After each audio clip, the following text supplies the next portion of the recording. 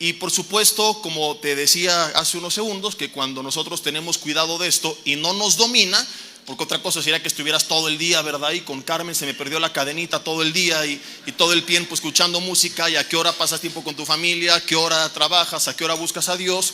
Pero si no nos domina y tenemos cuidado que no nos contamine, pues podemos nosotros entrarle y divertirnos sanamente. Entonces, al final, nadie se rasgue las vestiduras. Si no te gusta, tampoco estás obligado, ¿verdad? Recién casados a mí no me gustaba, mi esposa sí, y por amor a ella, pues ahí hago el intento. Entonces, hoy maridos, hagan ese esfuerzo también, o viceversa, esposas, de poderse divertir sanamente con sus esposos. Dicho esto, pasamos ya ahora sí a nuestro mensaje. Vamos a orar. Ahí en tu lugar cierra tus ojos. Y les voy a pedir ya todo bueno, antes que nada, ¿por qué no le damos un fuerte aplauso a todos los meseros que nos han acompañado esta noche, haciendo un gran trabajo? Gracias por todo su esfuerzo, por su dedicación. Saben que antes de la pandemia, en la última cena de matrimonios, híjole, andaba bien estresado porque tardaron como 1 hora y media, 1 hora 40 en servirnos y todo frío. Y bueno, hoy la verdad es que han sido muy ágiles. Y pues bueno, eso se agradece, ¿verdad? Si vamos un poco atrasados, no es por ello, sino porque empezamos después, el tráfico en la ciudad, etcétera. Y me informan que es la hora de patrocinar Epura, el agua que toman los pastores.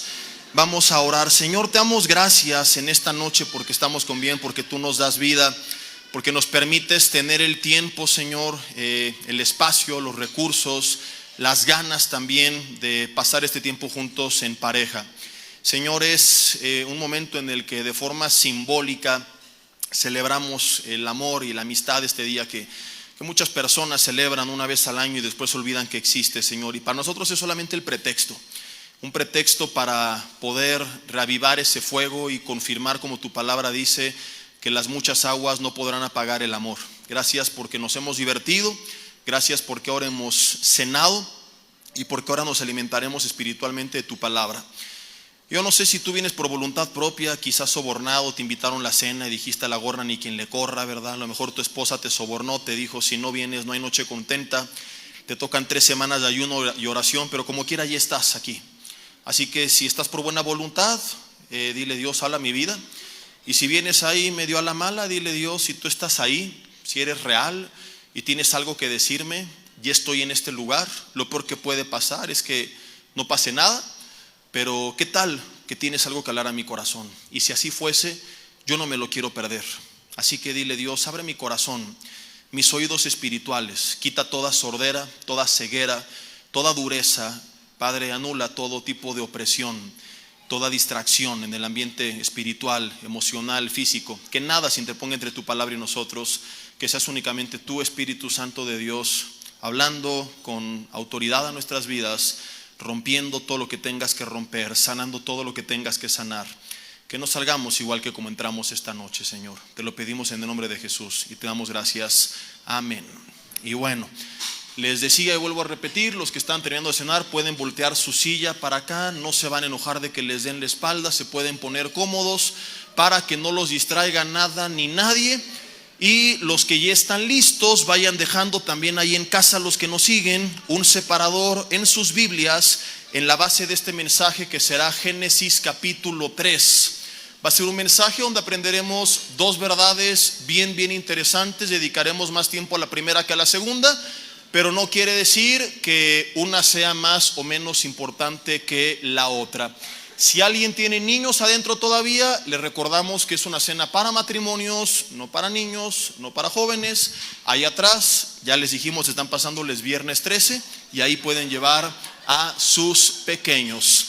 Digo esto porque me toca, en casa tenemos mucho cuidado, pero me toca a veces ir a eventos de matrimonios donde pues hay niños y yo no me callo la boca en nada. Entonces a lo mejor hoy no vamos a tratar mucho el tema de la intimidad, pero si por ahí algo surge, ¿verdad? Luego algunos se espantan, mi hijito está aquí. ¿Quién te manda a traer a tu niño? Es para matrimonios. Si hay algunos de ustedes que no están casados y que vinieron, pues bueno, a lo mejor van a acabar más tropezados que edificados, ¿verdad? Pero ya eso es responsabilidad de cada quien. Esto se anunció como una cena para matrimonios y vamos a ver hoy un tema que he titulado, si traes nota o en tu teléfono, quieres ahí tomar nota, creo que no traen libreta, ¿verdad? No vayan a ponerse a anotar en el mantel de la mesa ni nada por el estilo. Pero el título de esta conferencia es Enemigos íntimos. Digan conmigo, uyuyuy, ayayay. Cuando yo digo enemigos íntimos, ¿en quién estás pensando? Esa sonrisita delató a algunos porque piensan que voy a hablar del esposo o de la esposa. No, ese es el problema, que tú crees que tu esposo es tu enemigo, que tu esposa es tu enemiga y no te has dado cuenta de quiénes son los enemigos verdaderos que tú estás enfrentando. Uno más conocido y más cercano de lo que tú imaginas y lo vamos a ir viendo. Quiero antes de leer la historia de donde se origina este mensaje, que es la caída del ser humano y más allá de la caída que ya conocemos, la reacción de Adán y Eva cuando son cuestionados por Dios y cómo esto nos revela lo que ocurrió después, que fue el primer problema matrimonial conocido en toda la historia de la humanidad. Antes que nada quiero comenzar con esto, con una verdad y un pasaje que me gusta mucho a mí enseñar cuando comparto con matrimonios, porque hay matrimonios de todo tipo. Algunos recién casados siguen en su luna de miel, ¿verdad? Felices de la vida, vinieron hoy aquí simplemente porque los maridos dijeron, no manches, 250 pesos, menú de 4 tiempos, ni en las tortas de la esquina, ¿verdad? Así que ya la iglesia me hizo la vida, tengo el 14 de febrero, me ahorré gastarme una la nota el mero 14 y ya con eso ya quedé re bien con mi señora, ¿no? Entonces hay algunos que están felices, que vienen por costumbre, por tradición, pero hay matrimonios también muy desgastados. Hay matrimonios que quizá están al borde del divorcio, otros que siguen juntos por las apariencias. No es casualidad que los dos puntos de ruptura más comunes están entre el tercer y quinto año, cuando bajan las hormonas al mínimo, no supieron qué hacer, no había nada que los uniera más que el físico, y de ahí se brinca el segundo periodo por ahí de los 20 años, porque son aquellos que en la primera etapa no supieron resolver sus problemas y solo siguieron juntos por los hijos. Aquellos que cuando los hijos emigran, después de 20 años, sale a la luz la realidad. El matrimonio no quebró, ya estaba quebrado, solamente vivían detrás de las apariencias. Algunos siguen juntos por esto, por conveniencia, porque les sale más caro divorciarse, por las apariencias, por el qué dirán en la sociedad, por qué va a pasar con los hijos. Algunos son felices, pero otros viven realmente un infierno, y muchos más de los que puedes imaginar, quizá están juntos esta noche. Se jactan porque no se pelean, pero la realidad es que tampoco viven en plenitud. Es muy común que digan, nosotros no peleamos porque ni se ven, ni se hablan. ¿Cómo van a pelear? Si salen a las 8 de la mañana a trabajar, se ven a las 10 de la noche, y hay algunos que aún así pelean. Esos son ganas de echar bronca, ¿verdad? Les vamos a dar un Oscar. Entonces yo no entiendo cómo hay matrimonios que pasan 30, 60 minutos al día y la pasan peleando. Y hay algunos que no, cada quien en su recámara, algunos en la propia cama, con una barrera de almohadas en medio, cual discípulos de Donald Trump levantaron ahí su muralla, ¿verdad? Y ni pases tu mano a medianoche porque te deporto a patadas del otro lado de la cama. Y este no es el plan de Dios. Dios no quiere que sobrevivas en el matrimonio, Él quiere que vivas en el matrimonio. No simplemente que digas no peleo, sino que puedas disfrutar. ¿Y por qué muchos están en algunos de estos escenarios? Porque hasta un niño por ahí está llorando, dice, sí, está hablando de mis papás, él es testigo, ¿verdad? Entonces, llévenlo atrás a que lo ministren, por favor, si no va a espantar a los demás. Han desgastado tanto la relación que ya se caen gordos y se ven como enemigos.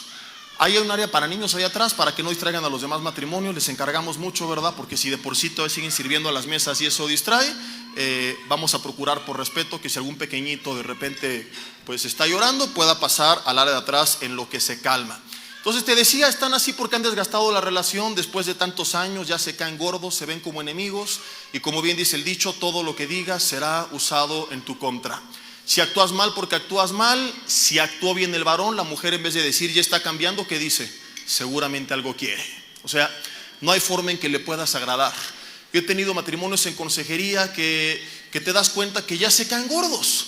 que lo reconocen, que fíjate esto, su problema no es desconocimiento de lo que tienen que hacer, saben el rol que les toca como esposo, como esposa, pero ya no se soportan.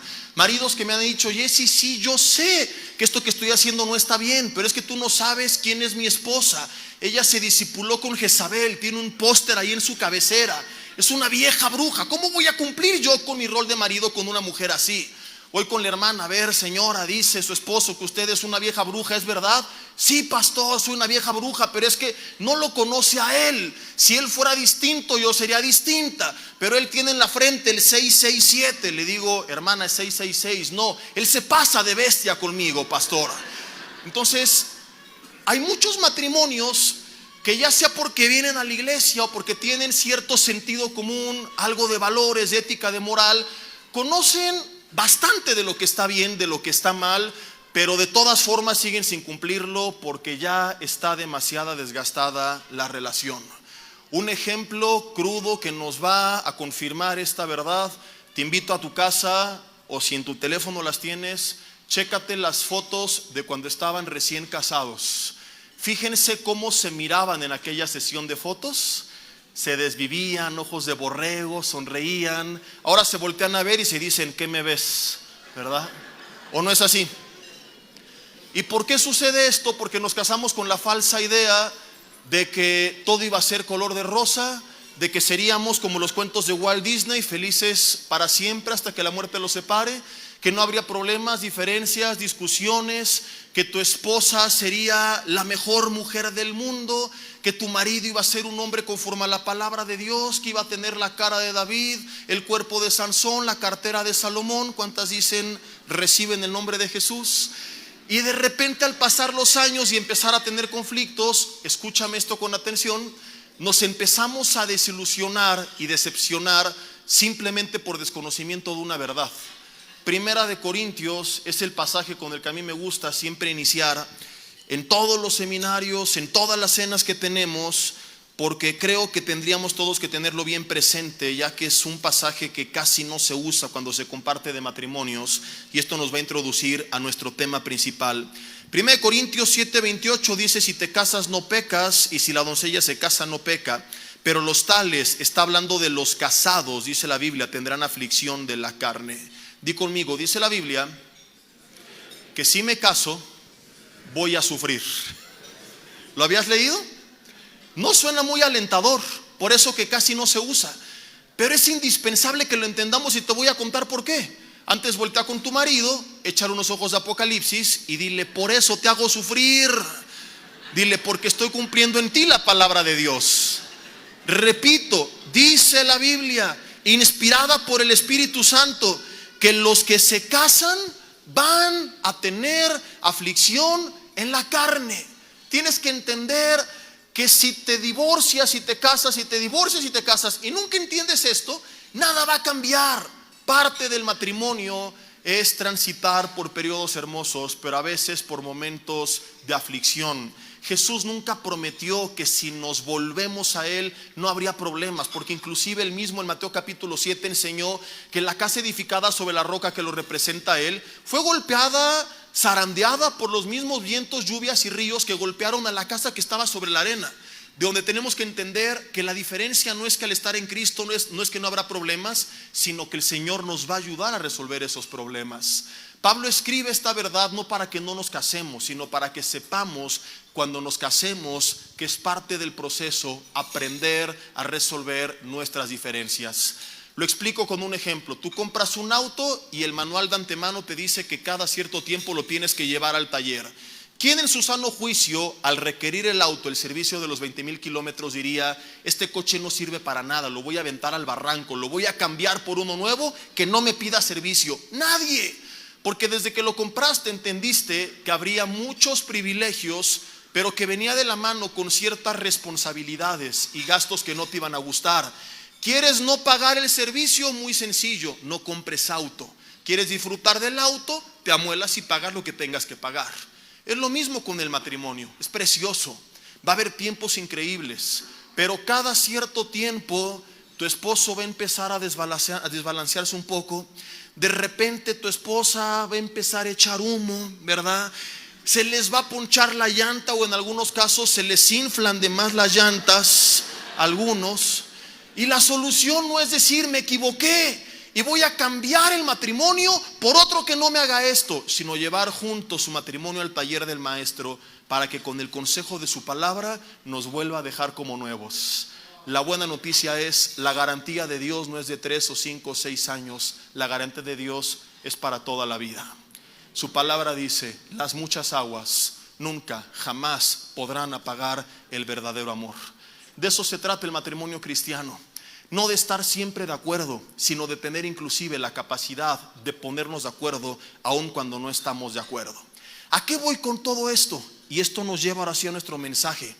Que muchos creen que el problema son sus problemas, el carácter de mi esposa, la apatía de mi esposo, y estás enfocado en el problema. Y bien decía el hermano Arjona en una de sus epístolas, cuánta razón tenía cuando en aquella alabanza dijo, ¿quién se la sabe? Toda la bola de paganos. A ver, pero una de Marcos Witt, y es así, ¿no, verdad? Que el problema no es problema. El problema es que no sabemos resolver nuestros problemas.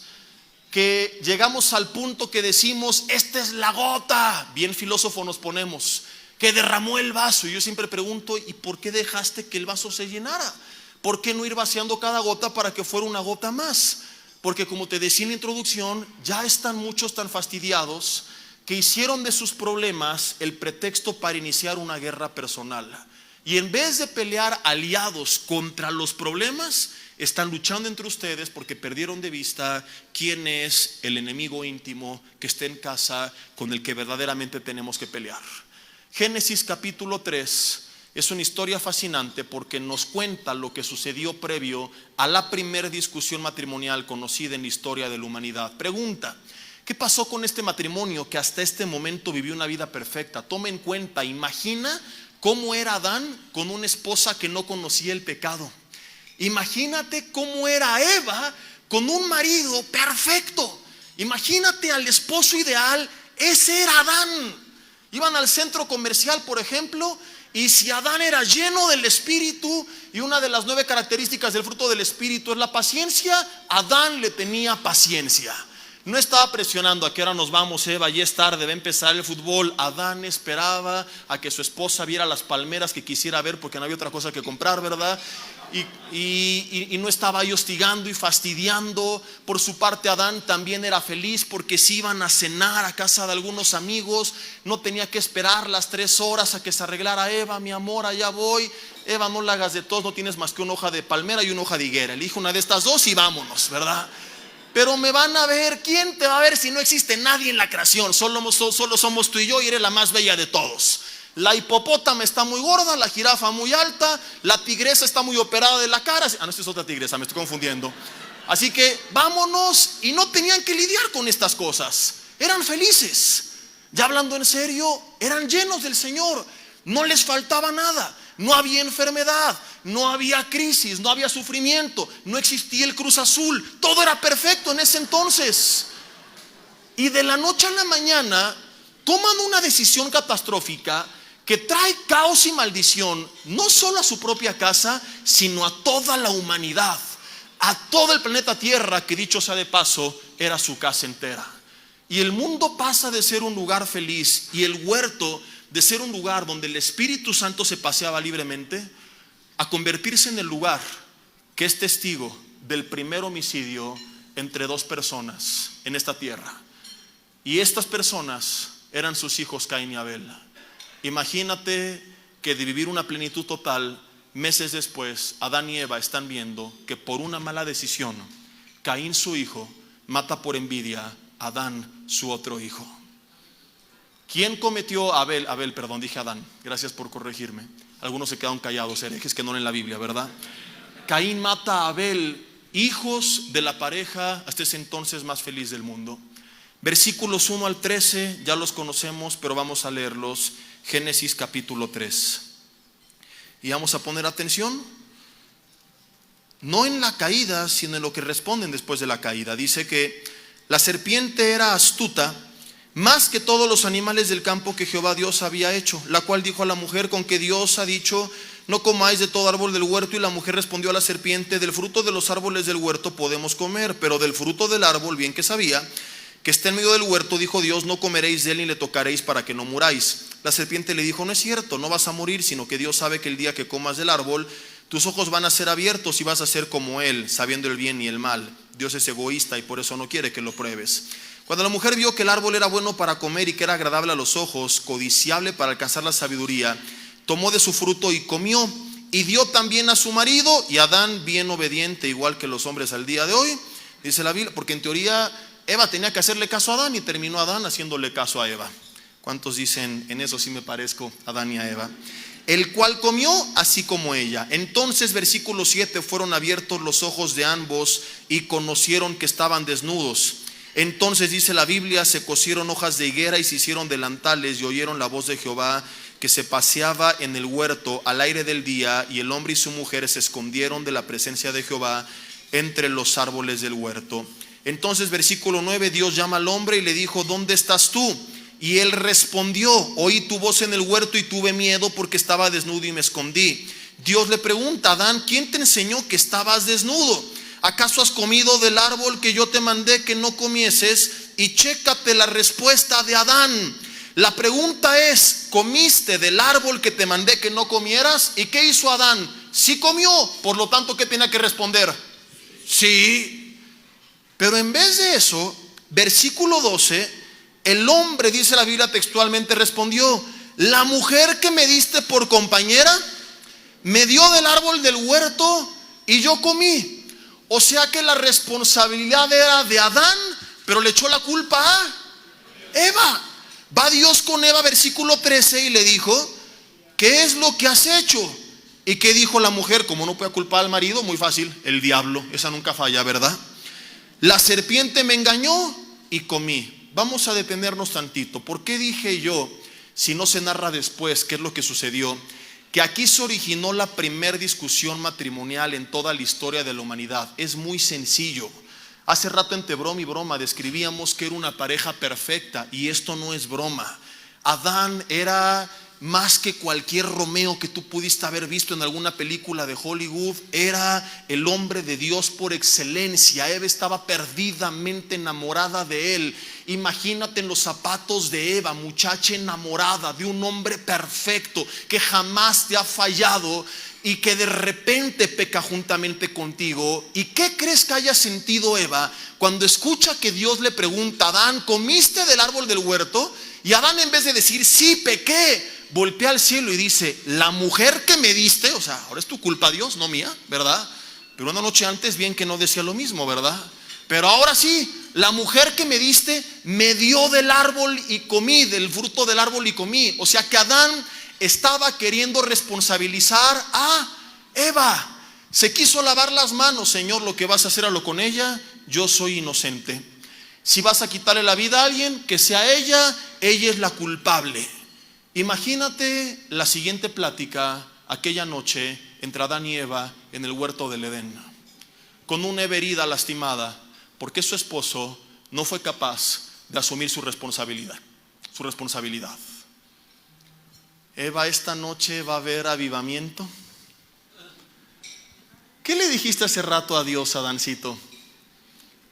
Entonces no va a haber avivamiento. ¿Escuché mal o cuando te preguntó si pecaste me echaste la culpa a mí? Y yo estoy seguro que si esa noche algo no hubo, fue avivamiento. Más bien creo que Adán tuvo que ayunar y orar como 3 semanas seguidas después de esto. Es verdad que la primera en pecar fue Eva, pero curiosamente, y vamos a ver por qué más adelante, Romanos 5:12 dice que la culpa no fue de ella, que el pecado entró al mundo por Adán, por un hombre. 6,000 años después, la historia no ha cambiado. No importa qué haga la mujer, el hombre siempre termina teniendo la culpa. ¿Cuántos dicen, esto sí es palabra de Dios, verdad? Dicen las estadísticas que del 100% de las discusiones, en el 60% de los casos la mujer tenía la razón, en el otro 40% el hombre estaba equivocado. O sea, como sea pierdes, compadre. Vas manejando y te pasas el tope, ¿qué te dice tu mujer? Ten más cuidado, fíjate. Va manejando ella y se pasa el tope, ¿qué dice? ¿Por qué no me avisaste que había un tope ahí adelante? ¿No? Tú siempre serás el responsable. Ahora, hablando en serio, volviendo a Adán, ¿hay verdad en las palabras de Adán? ¿Es mentira que Eva le dio del fruto? No, pero no es lo que Dios le preguntó. La pregunta que Dios le hizo no es ¿quién te dio del fruto? La pregunta es ¿comiste del fruto? Porque Dios no estaba interesado en saber cómo llegó el fruto a las manos de Adán, sino qué hizo cuando lo tuvo en sus manos. Entonces, fíjate qué interesante, porque 6000 años después seguimos haciendo lo mismo. Mezclamos un poco de verdad, pero lo confundimos con mucho engaño, con egoísmo, con una ceguera espiritual, para seguir culpando a los demás de nuestros pecados, en vez de asumir nuestra responsabilidad personal. Y quizás sí sea cierto, tu esposo tiene el 667, quizás sí es verdad, tu esposa tiene a Jezabel atrás de su cabecera, ahí impresa en 2x2 metros, pero eso no te da el derecho a ti de violar el rol que Dios te ha asignado en su palabra como hombre y como mujer.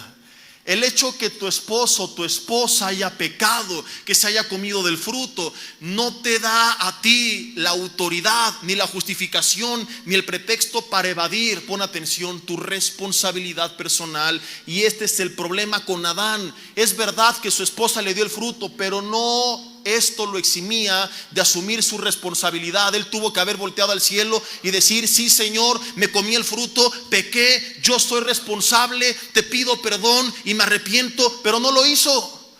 Y a lo mejor no libraba las consecuencias del pecado, pero sí hubiera evitado un pleito con su mujer, si hubiera evitado romperle el corazón a Eva, si hubiera evitado lastimarla cuando ella escuchó que él la quiso responsabilizar a ella, y que el hombre perfecto resulta siendo, al menos por ese instante, un cobarde incapaz de asumir las consecuencias de sus propios actos.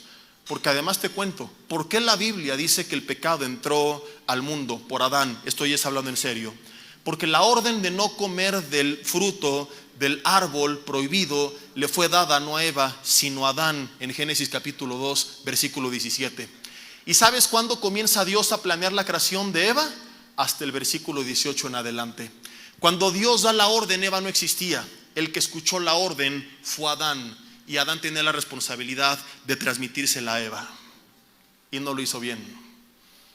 En el versículo 15 de Génesis 2, Adán recibe 2 tareas: vas a labrar y vas a guardar el huerto. Solamente eran 2 chambas: trabajar la tierra y cuidar la tierra, del hebreo shamar, que significa cercar alrededor.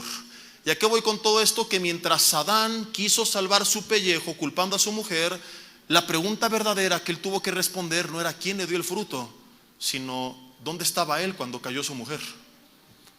Yo siempre me he preguntado, ¿dónde estaba Adán cuando cayó Eva? Algunos creemos que estaba tan ocupado trabajando el huerto y cumplió con esta primera orden que se olvidó de cuidarlo, lo cual sucede con muchos varones. Culpan a su mujer, y mi hijo está en las drogas, y mi esposa esto, y mi esposa lo otro, y por qué está así de histérica, y por qué tiene así su corazón. Y la pregunta no es cómo está ella, sino dónde has estado tú en este proceso, que ni cuenta te diste, que la serpiente se infiltró al huerto del Edén y que empezó a seducir a tu familia, y que si estabas tan ocupado trabajando con tus asuntos que por labrar te olvidaste de cercar el huerto que Dios te dio.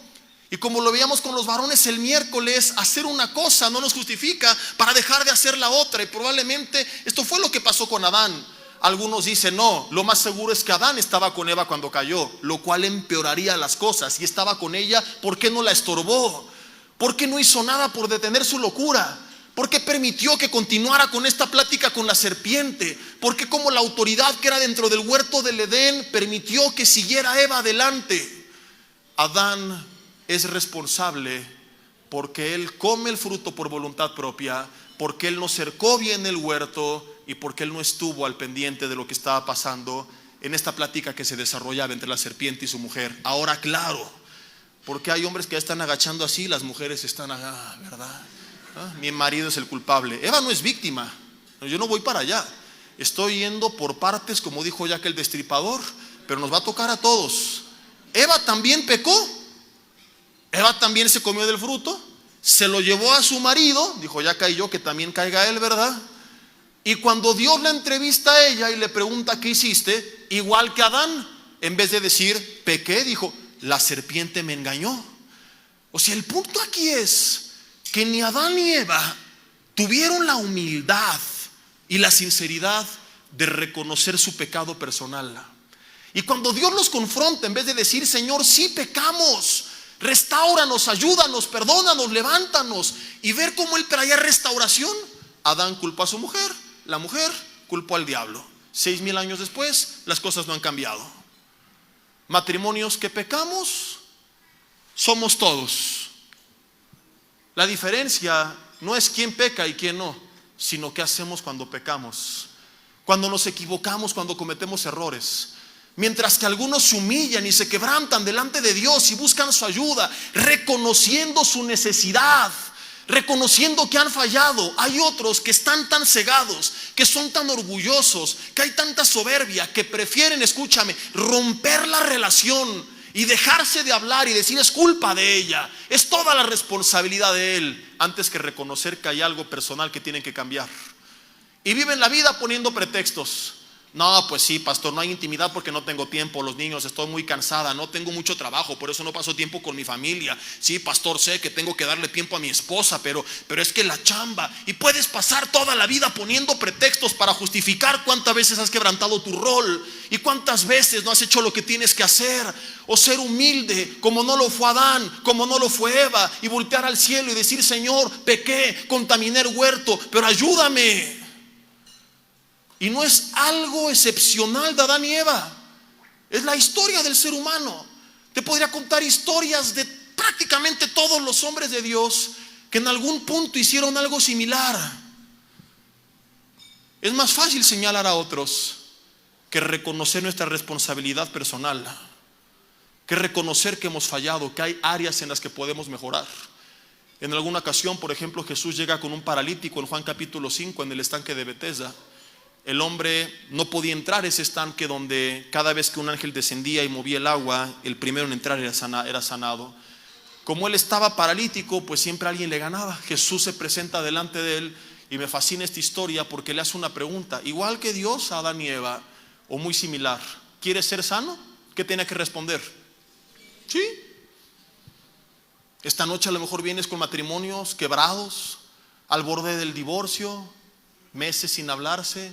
Algunos han sido honestos y me han dicho: Jesse, llevamos 30 años viviendo detrás de las apariencias, todo ha sido una farsa, en público nos damos la mano, en casa ni nos pelamos. Y el Señor puede sanar y restaurar, pero eso implica decirle sí, y decirle sí implica reconocer que estamos lisiados, que necesitamos ayuda. Era muy difícil para el hombre ser humilde y reconocer su condición. Entonces en vez de reconocer y decirle: sí, quiero ser sano, intenta explicar por qué está enfermo, por qué está lisiado. Y lo peor es que ni siquiera su explicación fue la correcta. Porque si lo que quieres es platicar con el maestro, lo que tienes que hacer es decirle: Señor, no puedo entrar porque estoy lisiado. ¿Sabes qué fue lo que dijo? Es que Jesús, siempre que yo voy al estanque, alguien se mete antes que yo, y ninguno de estos a mi alrededor me quiere ayudar a ingresar. O sea, fíjate su psicología: no necesito de ti, yo ya podría estar sano. El problema no soy yo, es que toda esta bola de desgraciados infelices a mi alrededor, ninguno me quiere ayudar. ¿Cómo los ves? Y así estamos a veces. No, Señor, no soy tan mal esposo, yo podría ser diferente si tuviera otra mujer. No, Señor, es que yo tendría mejor carácter si no tuviera que lidiar con los niños todo el día. No, es que estoy así, llego así a la casa por culpa de mi jefe. Es que ella no ve la presión que tengo en el trabajo. Es que ella no manejó todo el día con el estrés que yo tengo. Y puedes pasar toda la vida como este hombre, culpando al gobierno, culpando a la iglesia, a tu esposo, a tu esposa, o voltear con Jesús y decir: Señor, sí estoy lisiado. Tuve malos ejemplos en casa, hay cosas que aprendí que no estuvieron bien, mi carácter no siempre es el correcto, la forma de responder no está bien, la apatía en mi vida hacia mi familia no es lo que tú esperas de mí, pero ayúdame, sáname, restáurame. Con esa misericordia que se renueva cada mañana, dame la oportunidad de empezar otra vez. Pero eso implica ser humildes, no voltear a ver a los demás en el estanque, no decir fue Eva, no decir fue la serpiente, sino decir: Señor, yo comí del fruto, yo estoy lisiado, yo pequé y no hay justificación y necesito que tú me ayudes. ¿Quieres comenzar a restaurar tu matrimonio? Es el primer punto del mensaje. Necesitas comenzar por ser humilde y darte cuenta que el primer enemigo íntimo que tienes no es tu esposa, no es tu esposo, es la persona que tienes todos los días frente al espejo. Es tu propia carne. Tú eres el primer enemigo íntimo que está saboteando tu relación. Es tu carne que no quiere a Dios. Es la apatía espiritual que a veces tenemos, la flojera que tenemos para orar, para buscar de Dios, para rendirnos a Él, que nos vuelve incapaces de manifestar el fruto del Espíritu Santo, porque no hay en nuestras vidas una muestra de amor, gozo, paz, paciencia, bondad, benignidad, fe, mansedumbre, dominio propio. ¿Te imaginas cómo sería un matrimonio donde los dos manifestaran estas 9 características? Son el fruto del Espíritu, pero no van a verse hasta que no se rindan los dos y caminen en el Espíritu. Y mientras sigamos buscando culpables y pretextos, seguiremos trayendo caos a nuestra familia. Entonces, ¿quieres destruir a tu familia, acabar con tus hijos? Síguele así como vas, con el orgullo hasta arriba, sin reconocer, sin bajar la mirada, culpando a otros. Así como vas, lo estás haciendo muy bien. Felicidades, sal de aquí enojado conmigo, alimentando tu orgullo, ¿verdad? Ganando la batalla con tu cónyuge, sonriendo cada noche y diciendo otra vez gané, otra vez gané, otra vez gané. Pero conste que el día de mañana no digas que no te advirtieron que por ganar la batalla te costaría perder la guerra, porque es lo que está pasando en muchas casas. Están tan enfrascados en ganar las batallas personales, viendo quién tuvo la razón, que no se dan cuenta que están perdiendo la guerra. Y yo le estoy diciendo con esto que tu cónyuge es una blanca palomita y que no es responsable de nada. No, también tiene su responsabilidad y también tiene cosas que cambiar. Voy para allá. O sea, aquí a lo mejor aquí adentro tiene una cara de mustio que no puede con ella. Aquí yo les tomo fotos y parece aquí San Martín de Calimaya y San Joaquín de Mexicalcingo y Santa Marta Catitla, y podríamos a todos venderlos como santos y como santas. Pero voltéense a ver unos segundos a los ojos y díganme sí o no, así como se ve de mustio de mustia, tiene lo suyo. Y las mujeres dicen, ¿verdad? Y es lo que la Biblia dice. Romanos capítulo 3 versículo 10: no hay justo ni aun uno, más que el pastor y el papa. ¿Eso dice la Biblia? Nadie. Entonces, todos tenemos cosas que tenemos que mejorar. Yo no estoy diciendo que no. Yo no estoy diciendo toda la culpa es tuya y tu mujer es una santa inmaculada concepción. No, y tú, Señor, eres la culpable y tu esposo es un querubín que no rompe ni un plato. No, hay cosas que tu mujer tiene que cambiar. Hay cosas que tu marido tiene que cambiar. Pero lo que quiero que entiendas es esto: tú no puedes cambiarla a ella, ni tú puedes cambiarlo a él. Tú no puedes garantizar que vas a cambiar su conducta, pero sí puedes responsabilizarte de la tuya. Tú no puedes obrar en lo profundo de su corazón, pero sí puedes comenzar a tratar con el tuyo. Y mi punto es este: si tú pasas la vida enfocándote en él o en ella y ella en ti, están los dos en una guerra que nunca va a terminar. Si tú le paras y te empiezas a enfocar en ti y empiezas a cambiar lo que tú sabes que está mal, lo más probable, bíblicamente hablando, y te lo voy a confirmar, es que al cambiar tu actitud va a impactarlo tanto a él o a ella que él o ella va a empezar a cambiar la suya. Tú estás esperando que ella cambie para ser el hombre que Dios te manda a ser, y viceversa. En el reino de los cielos es al revés. Primero asumes tu responsabilidad personal, y como dice Colosenses 3:23, hablando de las instrucciones justamente al matrimonio, sabiendo Dios que pondríamos 1000 pretextos para no hacer lo que nos toca, nos manda que todo lo que hagamos lo hagamos como para el Señor, y das el primer paso de decir: Señor, a lo mejor él no lo merece, ya no lo merece, pero me voy a enfocar en mí. Y cuando te enfocas en ti, lo haces como para Dios, aunque te cueste trabajo, y empiezas a hacer lo que Dios te manda hacer. Lo más probable es que él sea tan quebrantado o ella sea tan quebrantada que empiece naturalmente también a cambiar su actitud. ¿En qué me baso para esto? Dentro de muchos pasajes, 2 que quiero destacar. Jesús dijo que para poder sacar la viga, la paja del ojo de nuestro hermano, Mateo capítulo 7 del 3 al 5, antes teníamos que darnos cuenta que había una viga en nuestro propio ojo que teníamos que sacar. y que no podríamos ver bien para ayudar al prójimo a sacar su paja si no quitamos primero nuestra viga. ¿Cómo quieres ayudarle si no has comenzado ni siquiera por ti? Y un pasaje contundente es 1 de Pedro 4:8, donde el autor le dice, pon atención, a mujeres cristianas casadas con esposos no cristianos, que solamente a través de su conducta y su buen testimonio, sin emitir una sola palabra, sin agarrar a bibliazos y mandarlo al infierno todo el día, solamente con sus hechos, iban a llevar a sus maridos a los pies de Cristo. El poder de una buena actitud, el poder de hacer lo correcto, el poder de empezar a trabajar con tu vida en obediencia a Dios es tan grande que tiene la capacidad inclusive de quebrantar el corazón de maridos incrédulos. Y si tiene este poder en aquel que no cree, imagínate el poder que tienen aquellos que ya creemos. Entonces tienes dos opciones esta noche: seguir con el círculo vicioso de me la hiciste, te la regreso. Me la regresaste, te la devuelvo. Para que se le quite, ahora yo llego más tarde. Para que se le quite, ahora yo me voy de borracha. Para que se le quite, yo llego más borracho. Y así estamos. O entender que la Biblia enseña que no podemos vencer el mal con más mal.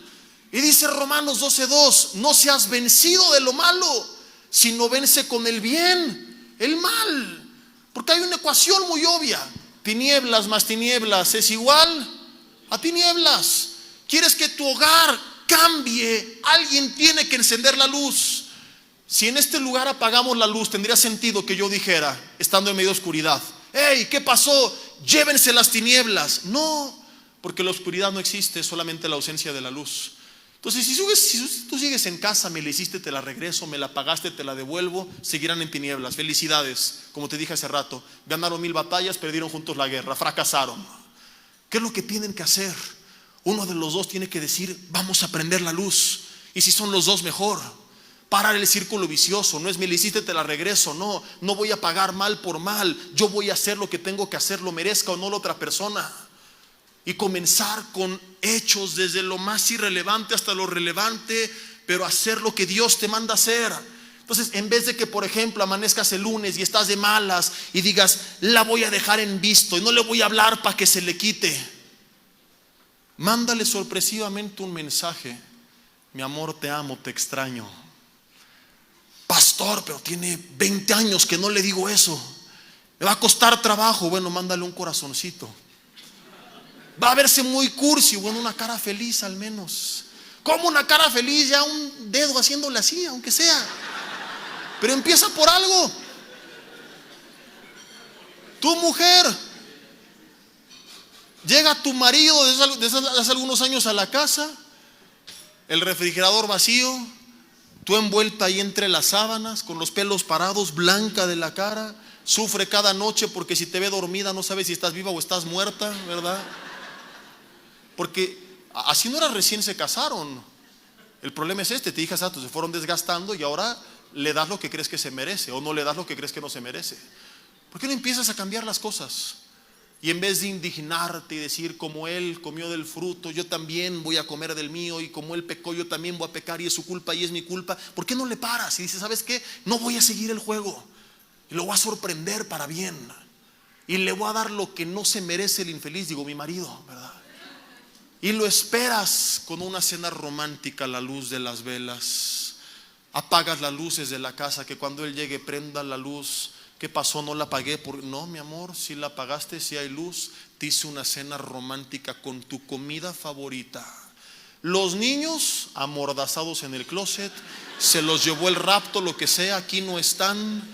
¡Guau! ¿Y cuál es el postre? Ese te espera allá arriba, papirrín.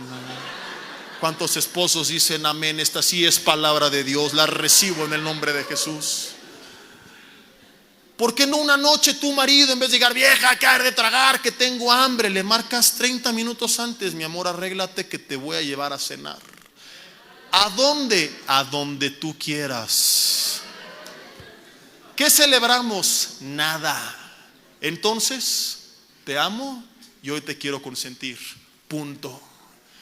Hacer lo que Dios nos manda. Amar, respetar, dar lo mejor de nosotros, parar el círculo vicioso. cuando la otra persona, como algún día lo vimos, lo merezca, pero también cuando no lo merezca. Y cuando tú empieces a cambiar, lo primero que va a pensar la otra persona, ¿sabes qué es? Que te estás drogando o que algo quieres. Cuando vea que no es así y se dé cuenta que es la influencia de la palabra de Dios sobre tu vida, va a decir: yo quiero de eso que te estás metiendo. Y lo más probable es que también empiece a cambiar. Tendría que ser la persona más dura de corazón para no reaccionar ante un amor incondicional. Y en el peor de los casos, que decida no cambiar y que se mantenga igual, no te preocupes, descansa en que Dios hará lo que tenga que hacer. Y quizá le tenga que quebrantar y pasar por tiempos difíciles, pero Él no va a permitir que tú hagas el bien, que la otra persona siga haciendo el mal y que no suceda nada. En alguna ocasión, David pide ayuda de un hombre necio, terco, duro de corazón, llamado Nabal. Nabal se la niega. David decide ir a destruir la casa de Nabal. Abigail, esposa de Nabal, una mujer totalmente distinta a su marido, pudo haberse enterado, pudo al enterarse, más bien dicho, huido y decir: que se despachen a mi marido, es su culpa, qué bueno, ya que lo maten de una vez por todas. Ella decide interceder a favor de su casa. Se acerca a David, lo intercepta en el camino, le da la ayuda que Nabal le ofreció y le pide que tenga misericordia, lo detiene de cometer tal locura. Abigail rescata temporalmente su casa. Cuando ella regresa al otro día, Nabal, después de una gran borrachera, se entera de lo que había pasado y se impacta tanto que le da un paro cardíaco y se muere horas después. David se convierte en rey y adivina a quién convirtió en su esposa: Abigail. Ahora, yo no estoy diciendo con esto que si tú cambias y tu marido no. Voltea a ver los ojos y dile aguas, ¿eh? Yo no estoy diciendo que se va a morir y que te vas a casar con lo más parecido al rey, que en este caso sería el peje. Porque aunque algunas digan amén, otras dicen te reprendo, pero no va para allá. Él ya está casado, ¿no? Es simplemente una ilustración de que cuando tú haces lo que tienes que hacer, no tienes que preocuparte por cómo reacciona la persona. Ese es su problema. Lo vemos en toda la Biblia. A José lo venden como esclavo, él no dejó de hacer el bien, y eso lo llevó a ser un gran gobernante. Y le dijo a sus hermanos 20 años después: ustedes pensaron mal contra mí, pero Dios lo convirtió en bien. David le dice a Saúl que lo quería matar injustamente: Jehová juzgue entre tú y yo. El proverbio de los antiguos dice: de los impíos saldrá impiedad, así que mi mano no será contra ti. Hombres de Dios que nunca se preocuparon por cómo reaccionarían los demás, sino que estaban ocupados en cómo reaccionaban ellos. Un hombre, una mujer de Dios no está viviendo la vida buscando excusas, justificaciones para su pecado. Veo pornografía porque mi esposa no afloja. Me fui con otra porque con ella nada. Me fui de borracha con mis amigos. No, es quien entiende que tenemos la responsabilidad de hacer lo correcto delante de Dios, aun cuando la otra persona no lo merece, por el simple hecho de que Dios sí lo merece y lo hacemos para Él. Y cuando lo hacemos para Él, Él da recompensa, y si la otra persona no responde, Dios se encarga de la persona. Primer enemigo íntimo, nosotros. Él empieza a trabajar en ti. Si yo te pidiera, enumera 10 cosas de tu esposa que no te gustan, algunos hacen hasta una lista de 20. Si le digo a la esposa, haz una lista de 20, hacen una enciclopedia de su marido. Pero te quiero hacer una pregunta, y esta es tu tarea. Enumera 10 cosas de ti que tienes que cambiar en casa. Y empieza a tratar con eso. Dile al de al lado: ya se te cayó el cantón bien gacho. Empieza a trabajar por ti. Empieza a responder las preguntas correctas. No le digas a Dios quién te dio del fruto.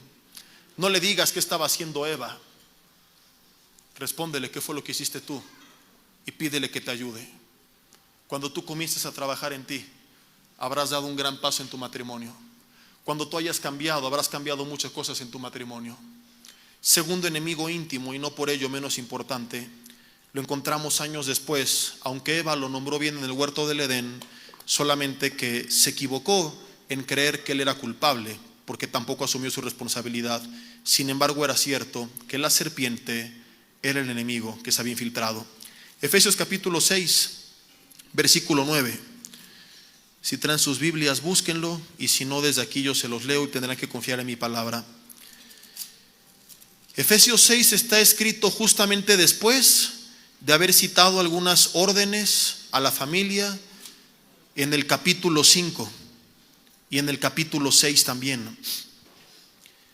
Y no es casualidad que venga un pasaje seguido de lo que vemos después en el capítulo 6, desde el versículo 9 en adelante. Fíjate, quiero que veamos cómo termina el 9. Dice: y ustedes, amos, hagan con ellos lo mismo, dejando las amenazas, sabiendo que el Señor de ellos y vuestro está en los cielos, y que para Él no hay excepción de personas. Está hablando de los siervos, de los amos, de los esposos, de los hijos, de los padres. Para mucha gente en el versículo 10 empieza otra historia, como si el autor fuera pues un poco bipolar, y ya terminó de hablar de la familia y de los deberes, y ahora va a hablar de la guerra espiritual, cuando realmente están interrelacionados. Versículo 10, ahorita lo explico. Por lo demás, hermanos míos, fortaleceos en el Señor y en el poder de su fuerza. Vestíos de toda la armadura de Dios, para que podáis estar firmes contra las acechanzas de tu esposa, dice la Biblia, de tu marido, dice, del diablo.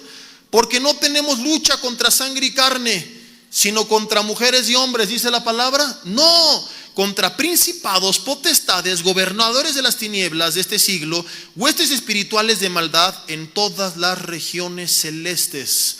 Mucha gente lee los dos pasajes del capítulo 6 por separado y jamás se da cuenta de la interconexión que hay entre ellos. Es cierto que hay una lucha espiritual, pero no es casualidad que se hable de ella justamente después de haber hablado de nuestros roles dentro de nuestra sociedad en esta vida. ¿Cuál es la enseñanza? Como esposo, como esposa, como hijo, como padre, como madre, como jefe, como empleado. Yo no voy a poder hacer lo que Dios me manda hacer si pienso que mi lucha es contra esa mujer o contra ese hombre. Yo no voy a hacer lo que tengo que hacer hasta que no me dé cuenta que mi verdadero enemigo no es él, no es ella, es el reino de las tinieblas. Dicho de otra forma, no voy a ser capaz de cumplir con el rol que Dios me ha asignado si sigo creyendo que mi guerra es contra esa persona y no me doy cuenta que no es contra esa persona, sino con quien está detrás de esa persona y de mi propia persona.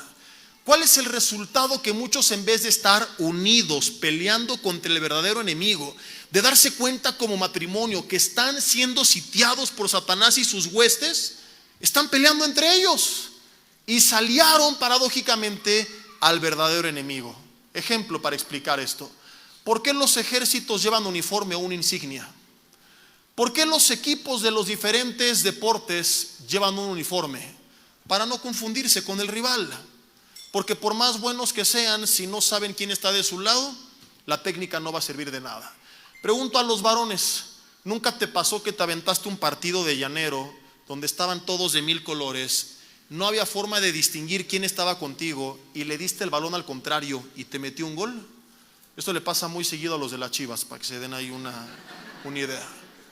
¿Te llegó a pasar o no? Levanta la mano, sé honesto. Y ese no estaba conmigo, era del rival. Y el uniforme lo es todo.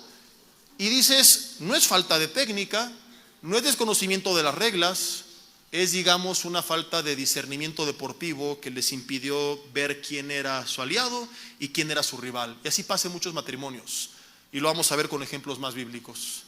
Tienen técnica, conocen la palabra de Dios, tienen el poder de Dios, tienen su Espíritu Santo, pero siguen creyendo que su pelea es entre ellos. Y hasta que no se den cuenta quién realmente está detrás y contra quién tienen que pelear, seguirán metiendo goles en la portería equivocada. El resultado es que matrimonios con potencial, en vez de jugar juntos como un mismo equipo, en vez de apoyarse, y si una persona falla, ¿sabes qué? Te voy a ayudar, y mira, te equivocaste, pero vamos a seguir peleando juntos. ¿Qué hacen a veces? Como algún día les prediqué a los matrimonios, rompen el vestidor. Te dejo de hablar porque te equivocaste. Y en todo deporte, por más talento que haya, por mejor director técnico que haya, lo saben los varones que les gusta el deporte, cuando se rompe el vestidor, ¿qué pasa con ese equipo? Fracaso total. Tienen que tener la madurez de seguir jugando juntos, aunque se caigan gordos. Mientras no entendamos que somos un equipo y nos volvamos a unir. No importa qué tanto potencial tengamos y que tengamos al Espíritu Santo por director técnico. Escúchame lo que te voy a decir. Dios mismo no puede hacer nada como técnico cuando está dirigiendo un equipo que ha roto su vestidor. Dios no puede bendecir. No hablo de un matrimonio perfecto porque no existe, sino un matrimonio que ya ha roto el vestidor, que ya se dejaron de hablar, que ya ni siquiera lo están intentando. Porque Dios jamás ha respaldado la división. 4 evidencias que vemos en la Biblia, contundentes, muy breves. Número 1, Jesús dijo: todo reino dividido contra sí mismo y toda casa dividida contra sí misma, Marcos capítulo 3, 24 y 25, no permanecerá. No solo habló de reinos, también habló de casas. Mientras en tu casa, no hablo de que haya unidad, que al menos busquen la unidad. Mientras sigan separados, viéndose mal, sin intentarlo, no va a haber bendición. Evidencia número 2, ¿cuándo vino el cautiverio sobre Israel? Cuando se dividieron en 2, porque Dios, insisto, nunca ha respaldado la división. Evidencia número 3, ¿qué fue lo último que Jesús oró por su iglesia? Que fuéramos uno. ¿Qué pasó con los corintios cuando se dividieron en grupos? A pesar de que tenían todos los dones y talentos, no pudieron crecer de nivel. Porque hay casas que siguen estancadas, porque a pesar de estar llenos de los dones que les ha dado el Espíritu Santo, sigue habiendo entre ellos divisiones. Evidencia número 4 y mi favorita, ¿qué crees que significa Mateo 18:20, donde Jesús dijo que donde 2 o 3 están reunidos en su nombre, ahí está Él? ¿De verdad te has creído la enseñanza tradicional de la iglesia? Esta que utilizamos para justificar tardes de oración donde no hubo gente. Llegaron 2 personas y ¿qué dice el que está al frente? Hermano, no se preocupen porque Jesús dijo que donde 2 o 3 están reunidos, ahí está Él. ¿En verdad se requieren 2 o 3 para que Él se haga presente? O sea, es como que Jesús está en el cielo y dice: mira, ya se juntó banda, vamos. No. Es tremenda ignorancia de la Biblia, porque la Biblia enseña que Jesús es omnipresente. Si solamente está cuando hay 2 o 3, ¿no te responde cuando tú oras solo?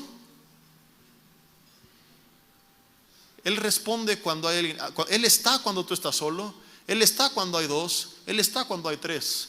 ¿Por qué dijo entonces: donde 2 o 3 se reúnen en mi nombre, ahí estoy yo? Porque no se refiere a su presencia, sino al respaldo de su presencia, a la unidad de esos 2 o 3 que se ponen de acuerdo. Porque las palabras de Jesús no fueron: donde 2 o 3 están reunidos, ahí estoy, sino donde 2 o 3 están reunidos en mi nombre. Él no está hablando de la cantidad, Él está hablando de la unidad. Él está hablando de 2 o 3 personas que tienen la capacidad de reunirse a buscar una misma agenda, de reunirse como un cuerpo. Y entonces Jesús dice: ahí estoy yo. No en el sentido que hasta ese momento se manifestó y antes no estaba y no había llegado, sino que en ese momento Él empieza a respaldar esa oración, porque está conformada por una unidad. ¿Por qué hay hogares donde las oraciones no pasan ni siquiera del techo de la casa? Porque Dios no va a responder las oraciones de un hogar donde no están al menos 2 puestos de acuerdo en su nombre. Uy, uy, uy. No le dije que lo dijeran, yo lo estoy diciendo solo. Aguántenme. Ay, ay, ay. Dios no va a respaldar las oraciones de un matrimonio que no está puesto de acuerdo. Que hay egoísmo y cada quien busca su agenda y cada quien sus cosas, y que olvidó que desde el día que se unieron, ante sus ojos se convirtieron en una sola carne. Termino con esto, si me apoyan con el teclado aquí arriba. Creo que ni hay teclado, pero bueno, ahí lo que sea. La última de Shakira, si quieren échenme para que. Yo no estoy insinuando con esto que tenemos que soportarnos todo. Como el enemigo es el diablo, ya no hay que decirle nada a mi esposo. Entonces, el esposo: mi amor, llegué borracho, pero no me culpes a mí, échale la culpa al diablo que me puso la botella. No, yo no adulteré, fue el diablo. No. Hay por supuesto cosas que requieren ya una consejería más personal. Matrimonios donde hay violencia, infidelidad, requieren otro tipo de trato y de consejo. Yo me he referido esta noche a los conflictos del día a día que permitimos que nos vayan separando, esas pequeñas gotas que van llenando el vaso. Y ni aún así estoy insinuando que no hay que hacer nada porque la culpa es del diablo y la culpa es mía y la culpa no era mía y no sé qué dice esta alabanza, ¿verdad? Claro que tienes que hablar lo que te molesta de la otra persona, pero hay una gran diferencia, escúchame, y concluyo con esto, entre atacar juntos al problema y entre atacar a la persona. Tienes que aprender a aislar lo que te molesta de tu marido, lo que te molesta de tu mujer, atacar lo que te molesta sin destruirla a ella, enfocarte en lo que te molesta de él sin destruirlo a él. Digamos que no hay que evadir el fondo, pero hay que tener cuidado con la forma. ¿Te molesta que tu marido, por ejemplo, come mucho y te preocupa su salud? ¿Y qué hacen muchas mujeres? Lastimarlo. Ven nada más, estás hecho un marrano. Eres el sumo sacerdote, pero por lo sacerdote nada más. Ni vamos a ir a la playa juntos, que si me ven asoleándome contigo van a creer los de medio ambiente que estoy sacando las ballenas del mar y me van a encarcelar. ¿Tú crees que eso lo va a motivar a cambiar?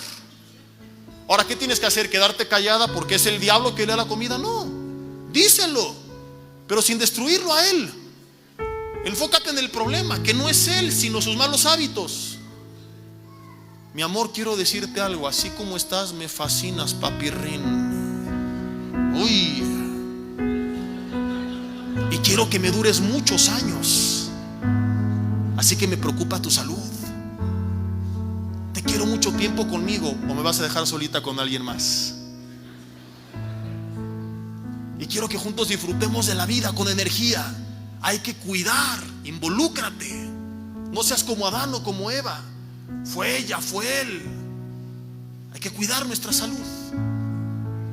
Y habla de los dos y motívalo de la forma correcta. Llegó borracho, no es de que uy, como es el diablo no hay que decirle nada. Es pobrecito de mi borrachín que lo tentó el diablo, le voy a dar una caguama para que no. Mi amor, te amo, pero no voy a aceptar esos malos hábitos en casa. Y tenemos hijos, y si no hay hijos tienes una esposa, y me preocupa tu vida y tu traslado del lugar donde vienes acá, y eso no es correcto y te quita salud, te quita dinero, te quita tiempo, afecta a nuestra familia. Entonces, aunque te amo con todo de mi corazón, la siguiente que vengas así, la puerta va a estar cerrada y te quedas con el perro en la calle. Que no voy a pelear. Estoy platicando en buena onda que hay ciertas cosas que no voy a tolerar. En vez de que llegues, viejo borracho, bueno para nada, bien me dijo mi madre, no te cases con ese patán, rompiste la relación. ¿Me explico? Entiende quién está detrás, desenmascáralo y atácalo a él, al problema, sin destruir a la persona. Del otro lado, supongamos que tu esposa tiene mal carácter, está todo el tiempo en modo apocalipsis. Ya conociste las copas de la ira con tu mujer y estás listo para el apocalipsis. ¿Y qué hacen muchos hombres? Vieja histérica, amargada, como si eso resolviera algo. ¿Tú crees que eso lo va a quitar la histérica? La va a poner más histérica. ¿Por qué no llegas con ella y cómo le podrías decir eso? Mi amor, te veo medio histérica. Y hablando en serio, ¿cómo se lo dices? Bueno, de entrada creo que sería bueno que agarrar la escoba y que le dijeras, mi amor, te quiero decir algo. Y ya sigues con lo que tenías que decir. Entiende quién está detrás. Que a pesar de lo que él y ella ha dicho, hecho, y repito, no me refiero a ciertos temas ya muy especiales, volteen a ver a los ojos durante unos segundos. Voltean a ver a mi versión, mi esposa, bola de chismosos. Voltean a ver ustedes. Ella no es el enemigo. Él no es el enemigo. Les quiero hacer una pregunta antes de terminar. ¿Alguna vez sufrieron la conspiración de un grupo de personas en contra suya? ¿Y qué pasó con eso? Los unió más. Porque se dieron cuenta que os unían o los iban a destruir. Y si o no, hasta coraje les dio. Si pudieras ver al reino de las tinieblas conspirando en contra tuya, a los demonios planeando destruirlos ustedes y acabar con sus hijos, hacer pedazos las siguientes generaciones, te daría tanto coraje. Y esto es lo que dice la Biblia que está pasando. Huestes enteras de espíritus demoníacos en las regiones celestes, merodeando a su alrededor, planeando cada día cómo los vamos a hacer pedazos. Y mi pregunta es, si se la vas a poner tan fácil, ¿te quedarás cruzado de brazos, convirtiéndote en su aliado, conspirando contra tu propia casa? ¿O esta noche va a despertar un enojo santo y te vas a unir con tu hombre, con tu mujer, a decir juntos: Satanás, no te la vamos a poner tan fácil? Hoy es tiempo que se den cuenta quién es el enemigo íntimo: tu propia carne y el reino de las tinieblas. Una vez que lo entiendas y que lo enfrentes, te darás cuenta que tu esposa, que tu esposo nunca fue tu enemigo, nunca fue tu enemiga. Quítense esa venda de los ojos. Hagan estas simples dos cosas tan sencillas y van a dar testimonio después de las cosas tan hermosas que Dios habrá hecho en su matrimonio. Yo te invito ahí en tu lugar a que cierres tus ojos unos minutos y que primeramente delante de Dios le digas: Señor, te pido perdón si no he asumido mi responsabilidad, si le he echado la culpa a Adán, a Eva o a la serpiente, a él o a ella, a los hijos, al jefe, al trabajo, al mundo, al gobierno, a la iglesia, al diablo, y no he asumido mi responsabilidad. Hoy quiero responder lo que no respondió Adán. Quiero responder lo que no respondió el paralítico de Betesda. Señor, comí del fruto, pequé, me equivoqué. Sí, quizá mi esposa me dio del fruto, o mi marido. Sí, quizá su actitud contribuyó, pero eso no me justifica de haberle seguido el juego. Es verdad, una respuesta inadecuada trajo otra, y otra, y otra, y otra. Y cuando menos nos dimos cuenta, llenamos el vaso y hoy está saturado, a punto de derramarse y acabarlo todo. Pero hoy que tu misericordia es nueva cada mañana y me das otra oportunidad, volteo al cielo para decirte: Dios, he pecado. Hay cosas que no he hecho bien y te pido que me ayudes a corregir el daño. Hoy quiero voltear como ese paralítico y responder lo que él tuvo que haber respondido: Jesús, sí quiero ser sano. Díselo con tus palabras: sí, quiero que aquello que no está bien tú lo corrijas. No es culpa de los demás. Ya no voy a hacerme víctima.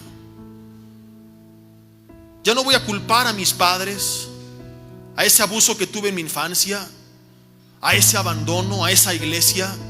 Ya no voy a culpar a mis hijos, ya no voy a culpar a mi pareja, ya no voy a culpar al estrés del trabajo. Hoy voy a ver al espejo y reconocer delante de ti que estoy lisiado. No es que no me ayudaron a entrar al estanque, es que no puedo entrar. Es que en mis fuerzas soy incapaz de cambiar. Reconozco que no puedo y te pido que tú me ayudes. Dile: Dios, perdóname y ven a reinar a mi vida, a gobernar en mi corazón, a ser mi Dios, mi Señor, mi Salvador, mi Padre, mi amigo. Te anhelo y ya no quiero vivir lejos de ti. Hoy reconozco que hay mal carácter debido a mi falta de comunión contigo. Que ese fruto de tu Espíritu Santo, amor, gozo, paz, paciencia, bondad, benignidad, fe, mansedumbre, dominio propio, me hace tanta falta. ¿En qué escala del 1 al 10 nos calificaríamos en estas 9 características? Dile: Dios, un baño de humildad esta noche es necesario. Me despojo de todo ego, de todo orgullo, y reconozco que muchas veces me falta amar más, tener más paciencia, ser más alegre, tener dominio propio con mis palabras, mis miradas, mis acciones. que a veces no hay la mansedumbre, la benignidad que debería de haber,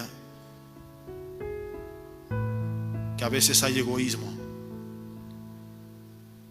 que a veces me equivoco.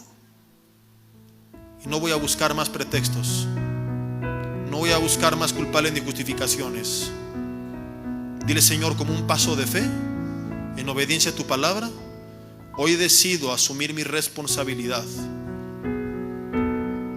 Dejar de enfocarme tanto en lo que me molesta de la otra persona y comenzar a trabajar con lo que yo sé que está mal en mi vida. Dile: Dios, perdóname si rompí el vestidor en mi recámara, si le hice la ley del hielo a mi esposo, a mi esposa, si dividí mi propia casa, si me hice aliado de quien era mi enemigo y convertí en mi enemigo a quien era mi aliado. Perdóname si no ataqué el problema y me enfoqué en destruir a la persona. Dile: Dios, apelo a tu perdón, a tu misericordia, a tu ayuda, para que tú reconstruyas lo que yo no puedo. Ahora te invito ahí en tu lugar, a ti varón que eres la autoridad que Dios ha puesto en casa,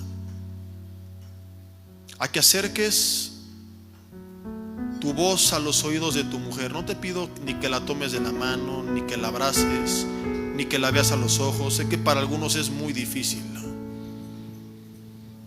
Hay algunos que les está costando trabajo esto, que estás teniendo una lucha espiritual, y es momento de demostrar si entendiste o no algo esta noche, y más allá de si lo entendiste o no, porque creo que todos entendemos, de si decidirás ponerlo o no en práctica. Este es el momento crucial en el que, con hechos y no palabras, hoy vas a confirmar si seguirás en tu orgullo ganando las batallas, o serás un poco humilde y bajarás la guardia y vas a perder esta batalla con tal de ganar la guerra. Voy a pedir que nos pongan la luz un poco tenue para tener mayor privacidad. Y ahí en tu lugar dile dentro de ti: Dios, me está costando tanto trabajo, pero Satanás, en el nombre de Jesús, hoy que has sido desenmascarado, te voy a echar fuera de mi casa. No vas a engañarme una vez más. Hoy sé que tú eres el enemigo y contra ti es la guerra. Y acércate al oído de tu mujer, y como quiera que le digas por su nombre, mi amor, o con algún apodo, dile: perdóname si te lastimé como Adán lastimó a Eva. A lo mejor tú piensas que no lo has hecho, pero somos tan diferentes que probablemente lo hiciste y ni cuenta te diste, o según la percepción de ella lo hiciste. Así que no dejes lugar a dudas y dile: perdóname si alguna vez he lastimado tu corazón. Perdóname si me alejé y rompí nuestro vestidor, si le seguí al círculo vicioso. Dile: no quiero hablar de quién empezó, porque a lo mejor es tu problema y dices: pastor, ella empezó. Dile: reconozco que en algún momento de nuestra relación yo seguí con el juego, y quizá nos fuimos alejando. Y dile: mi amor, no te quiero proponer que me des una oportunidad a mí, porque a lo mejor se la has pedido 1000 veces y ya no te cree. Dile: tengo una sola petición. Vamos a darle juntos una oportunidad al Espíritu Santo de Dios, a Jesús y a su palabra. No te quiero prometer que todo será perfecto. Te quiero preguntar si quieres esta noche convertirte en mi compañera de guerra y ponernos juntos el mismo uniforme y sacar a patadas al enemigo de nuestro campo. ¿Aceptas? Y aun si tu esposo no lo hizo, mujer, quizá te toca ser a ti la persona que encienda la luz. A lo mejor estás herida porque él no se acercó, Y la pregunta es, ¿serás vencida de lo malo? ¿O entendiste la parte donde dijimos que había que vencer con el bien el mal? Así que si él se acercó, responde. Pero si no se acercó, acércate a su oído y dile: tú no me lo dijiste, pero yo te lo propongo. Seamos compañeros de batalla. Si te lo propuso, dile: sí, acepto. Ahora te toca ser a ti humilde. Tómale la mano, abrázalo, recárgate sobre él y dile: vamos a pelear contra el verdadero enemigo. Dile: perdóname también si yo te he lastimado. Perdóname si solo me enfoqué en ti y dejé de trabajar en mi persona. No te prometo que seré la mujer perfecta, pero te prometo que de hoy en adelante, cada día como tú, me veré frente al espejo con humildad, preguntándole al Señor qué quiere cambiar en mí. Oraré por aquello que de ti me molesta, pero mi principal enfoque no será tu persona, sino la mía. Dile a tu marido: prendamos los dos la luz y acabemos de una vez por todas con estas tinieblas. Dile: no te propongo que todo sea color de rosa, pero sí que rompamos juntos con este círculo vicioso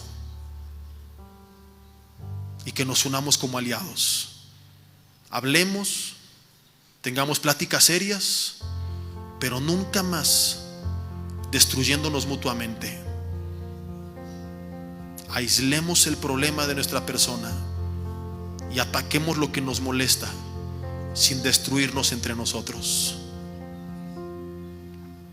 Juntos, tomados de la mano, de forma simbólica, levanten su otra mano al cielo y díganle: Señor, aquí está nuestra casa, te la rendimos a ti. Te reconocemos en nuestro hogar como nuestro Rey, como nuestro Señor y como nuestro Salvador. Aun si hemos torcido nuestros caminos, hoy te pedimos que tú nos ayudes a enderezarlos, que tú traigas sanidad y restauración, que nos ayudes a trabajar en nuestras vidas y a pelear como aliados y no como enemigos. Díganle juntos: Señor, invocamos la presencia de tu Espíritu Santo en nuestra casa y te damos la bienvenida. Y en el nombre de Jesús le decimos al reino de las tinieblas y a toda hueste de maldad, a todo espíritu de división, de destrucción que había estado presente en nuestros matrimonios, que no eres más bienvenido. Dilo hoy: Satanás y tu reino, te declaramos no como nuestro aliado, sino como nuestro enemigo íntimo número 2. Y después de trabajar frente al espejo con nosotros mismos, enfrentaremos con valor a todo ataque del maligno. Y en el nombre de Jesús, hoy rompemos toda cadena de eslabones que nos unía al reino de Satanás. Y hoy extendemos esa cadena hacia el cielo, diciendo que la única presencia que queremos en nuestra casa es la tuya, Señor. La única palabra que queremos que gobierne es la tuya, Señor. Te pedimos que así sea hecho. Yo oro por cada matrimonio en este lugar, Señor, que tú traigas tiempos de restauración, que los que ya eran felices lo sean más todavía, y que esto les ayude a prevenir posibles catástrofes futuras. Que aquellos que entraron en conflicto hoy, Señor, después de esta palabra, tengan la humildad de trabajar con su persona y de no permitir que nada nunca más los separe.